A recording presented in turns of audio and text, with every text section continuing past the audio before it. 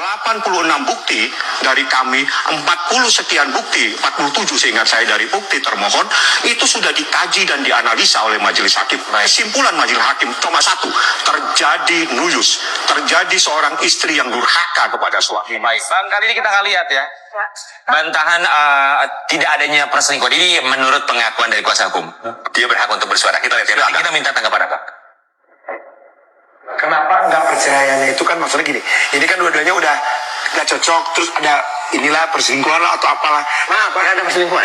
Dugaan. Ada perselingkuhan. Baik, kami menduga. Ada perselingkuhan. Siapa yang bisa bilang dia menduga? Hakim saja tidak bisa. Ya. Betul, Bapak pengacara, gue demen sama lu. Kita kan pernah. Mana ada perselengkian, kagak ada, seperti yang gue udah bilang tadi pagi ya, habis sholat subuh ya. Kalau dituduh sama pihak si laki ada perselengkian, itu harus ada bukti-buktinya yang konkret. Seperti apa? Foto, video, sedang ngelakuin. Ada saksinya minimal 4 orang. Ya. Jadi nggak ada tuh buktinya. Kagak ada. Oke, lanjut. Nah, ini masalahnya ketika orang memframing sampai Mas Nazarjo mengatakan ini adalah dugaan perselingkuhan. Nah, itu juga persoalan. Kenapa enggak? Itu menghakimi namanya. Oke, Kan baik. gitu kan? Nanti, oke. Gini, Oke. Tanggapan Bang bagaimana Bang?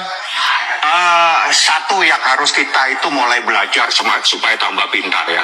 Manakala ada sebuah putusan itu sudah mengikat pada saat itu juga.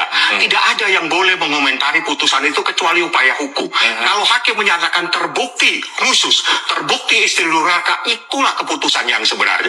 Anda keberatan, ajukan upaya hukum banding. Yes, betul, Bang Fahmi. Kalau udah ada putusan hakim, kita menghargai, menghormati, dan gak akan mengganggu hal itu.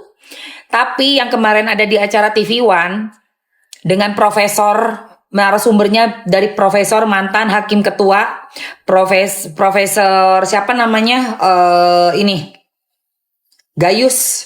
Profesor Gayus Lumbun, ya, oleh beliau bukan mengenai hasilnya, tetapi mengenai kenapa membacakan isi dari dokumen perceraian tersebut di depan media massa.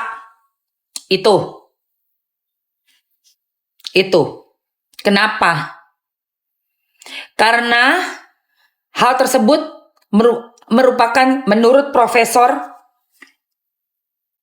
namanya susah banget, Profesor Gayus Lumbun, hal tersebut adalah pelanggaran dari Undang-Undang ITE yang seharusnya tidak dilakukan. Ya, seharusnya tidak dilakukan. Jadi seperti itu yang menjadi perhatian masyarakat dalam kasus perceraian. Bukan kita mau utak-atik isinya. Enggak. Dan kalau menurut Bang Hotman Paris, yang namanya selengki, lu mesti ada bukti.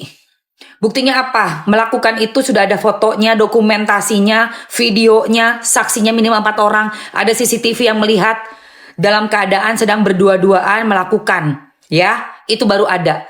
Tapi namanya chat, bilang cinta, sayang, gue kangen sama lu.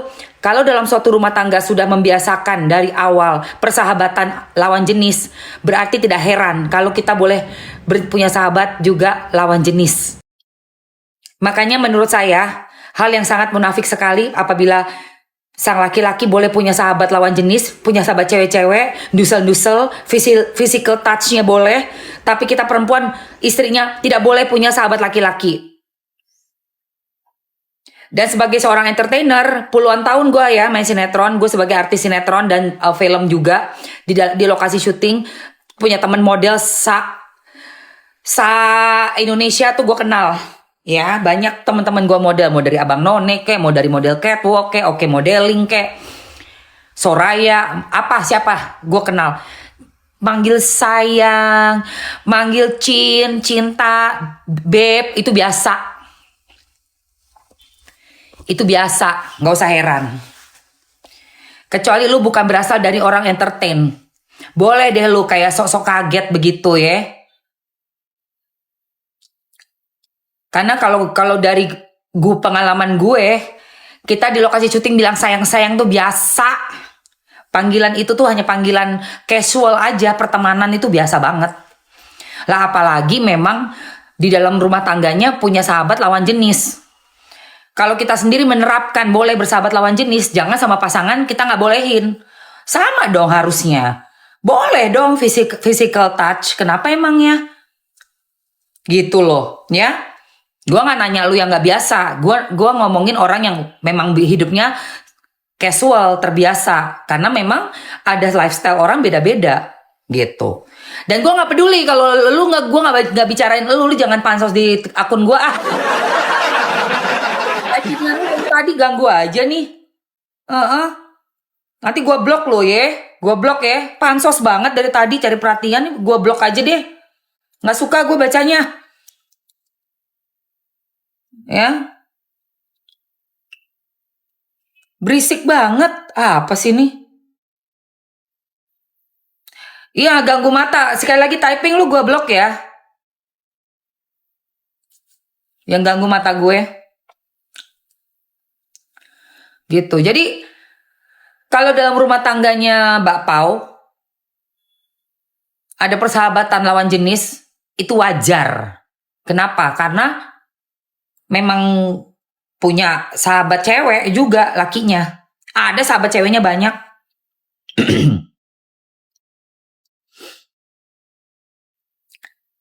Jadi jangan disamakan sama kalian atau rumah tangga teman-teman ya. Jangan disamakan, beda. Beda loh say. Dulu waktu gue masih punya hubungan suami istri sama orang luar, itu lebih akrab lagi mereka. Beda lagi itu. Itu levelnya udah beda lagi. Gue gak bisa cemburu. Gak bisa terus gue menilai gimana ya. Gue ikut aja. Suami gue emang sama teman-teman ceweknya cipika-cipiki. Bisa pangku-pangkuan lu tahu. Namanya bule. Bule kan begitu. Mesra banget. Kalau ngomong juga deket-deket. Kalau ngomongnya bule tuh. Ya, karena mantan gue begitu akrabnya ya gue juga akrab juga sama yang lainnya. Kan gue ngikutin aja. Bagaimana culture yang ada di dalam rumah tangga itu kan suami. Gimana suami. Ya. Jadi kalau misalnya marah-marah terus berasa kayak yang paling muhrim gitu ya. Yang si paling muhrim. Lalu sendiri punya sahabat cewek. Apa kabar lu? Iya. Lu sendiri punya sahabat perempuan. Ya wajar lah kalau bini lu punya sahabat laki. Mau dia mau sayang-sayangan kek. Memang mungkin mereka cara komunikasinya seperti itu. Lu sendiri emang lu gak pernah sayang-sayangin sahabat cewek lu itu? Gile. Jangan double standar lah. Buat lu boleh, buat bini lu gak boleh. Iya. Sama juga nih untuk pengacaranya. Ya. Bukan soal barang buktinya bang. Tapi soal pasal yang sudah dilanggar. Penyebaran rekaman tanpa seizin dan sepengetahuan yang direkam. Abang harusnya jejak di situ. Karena nih abang lagi ngadepin 2 kasus loh bang. Yang satu dilaporin kasusnya Nikmir. Nggak boleh rekaman. Nah kenapa yang satunya ini boleh? Tetap aja bang. Mau apapun alasannya. Satu rumah tangga, satu kasus skincare. Intinya tidak boleh ada merekam dan menyebarluaskan titik.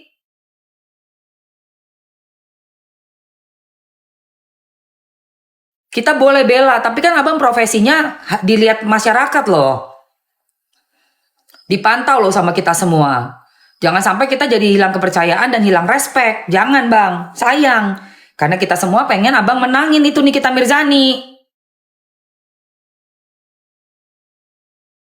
Cuman gara-gara bela kasus receh. Kasus receh, raja konten begitu. Kita juga gak suka ngeliatinnya. Gak ada satu perempuan pun yang rela lihat perempuan lain dibikin bulan-bulanan kayak begitu. Ya.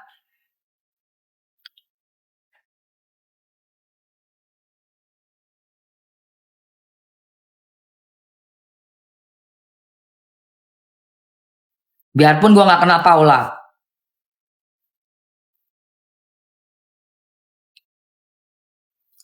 Gak suka ngelihatnya. Ngevideo-videoin, ngerekam-ngerekamin apaan. Nggak ada bagus-bagusnya sama sekali. Udah gitu dibenarkan lagi hal seperti itu. Itu nggak benar.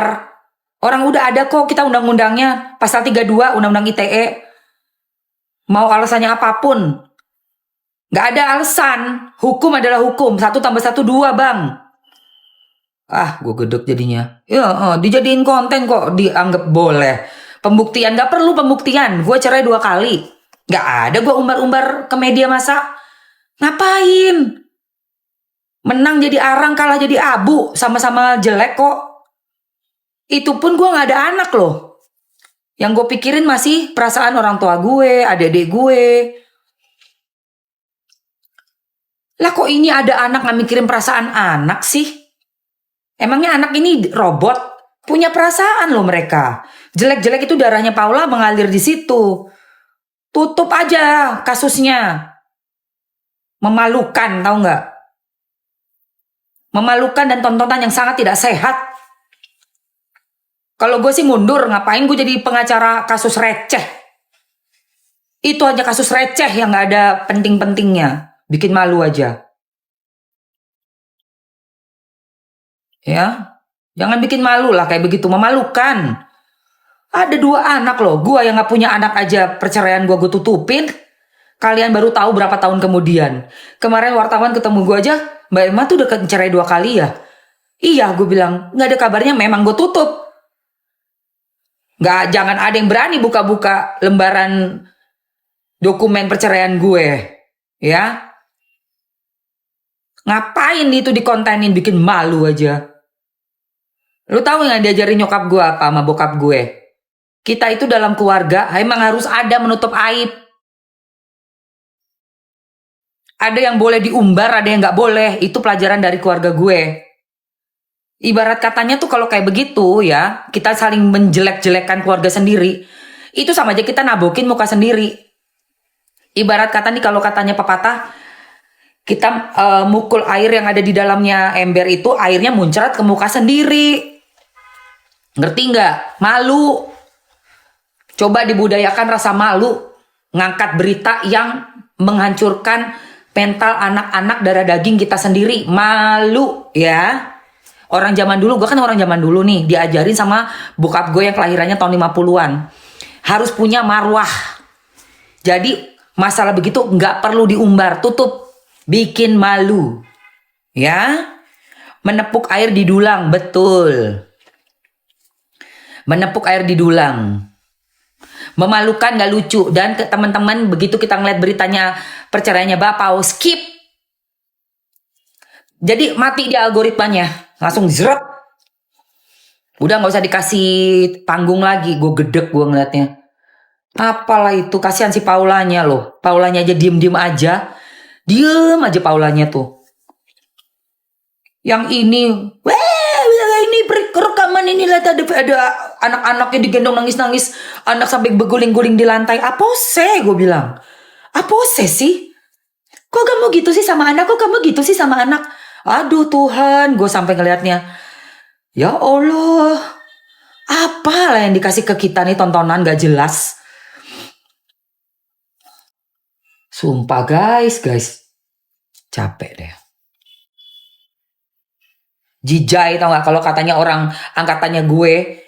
Lu bikin malu diri lu sendiri. Menepuk air dalam dulang. Lu nyipratin air ke muka lu sendiri. Padahal punya keturunan, punya anak. Gue yang gak punya anak aja cerai 2 kali, wartawan kagak ada yang tahu. Kenapa ya? Gue jaga harga diri keluarga gue lah. Malu-maluin aja. Kayak begitu kok diumbar-umbar. Lah apalagi gue punya anak. Lah kalau itu anak gue sama mantan gue, ya jelek-jelek itu darahnya dia ngalir di anak gue. Ya kali gue jelekin dia. Berarti anak gue produk gagal dong. Gimana sih? Ya kasihan anak gue dong udah keburu lahir. Kasihan dong anak gue udah keburu lahir. Gimana dia mau ngadepin temen-temennya yang lain? Sementara dia merasa berasal dari orang yang gak bener. Dijejelin tuh, ibu lu tuh begini-begini. Berarti kan tuh anak ngerasa, iya ya gue keturunan dari orang yang gak bener. Gue keturunan jelek dong kalau begitu. Kan kesian. Aduh, nggak pak, nih. Gue gedek banget, ya. Menang jadi arang, kalah jadi abu, lu tahu nggak? Sama pengacaranya juga, jangan blunder ya Bang Fahmi ya. Mamski lihat di acara pagi-pagi ambiar itu, nggak boleh tuh menyebarkan rekaman atau membuka dokumen private, confidential, bersifat rahasia. Kan kontrolnya ada di kita, kan kita yang ngerekam. Ngerekamnya aja udah salah, niat ngerekamnya buat apa coba? Buat apa? Udah terekam, merekam, tersebar. Jadinya lucu nih. Nggak rasa mungkin ya, baru kemarin ngelaporin rekamannya si dokter. Kan prinsipnya sama, merekam tanpa seizin, sepengetahuan. Lalu tersebar lewat akun. Sama toh prinsipnya, itu nggak boleh, ada hukumnya Bang. Jadi jangan di sini boleh karena abang bela dia, di sini nggak boleh. Karena abang bela yang orang yang direkam. Pagi-pagi gue jadi ngomel-ngomel anjir. Capek deh. Sumpah guys, gue capek beneran asli sumpah. Mau ngapain lagi gue ya? Oh ini gue pakai ini. Oke.